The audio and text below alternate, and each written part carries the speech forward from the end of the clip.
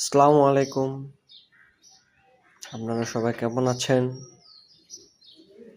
আশা করি ভালো আছেন। আলহামদুলিল্লাহ আমিও ভালো আছি। আমি আজকে ভিডিও করার উদ্দেশ্য হচ্ছে যে কবুতর ঘরটা আজকে আমি পরিষ্কার করলাম, সেটা আপনাদেরকে দেখাবো। তার আগে দেখাচ্ছি এই যে আমার কবুতর, আর এই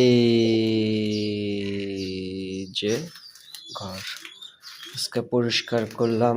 তলে বালু দিয়েছিলাম, আজকে ওপরে হলো ওই যে ইটের গুঁড়াগুলো দিলাম। দেখেন, কবুতরকে পরিষ্কার পরিচ্ছন্ন রাখা আমাদের এটা দায়িত্ব, কারণ ওরাও পরিষ্কার পরিচ্ছন্নতা পছন্দ করে, নিরিবিলি পছন্দ করে।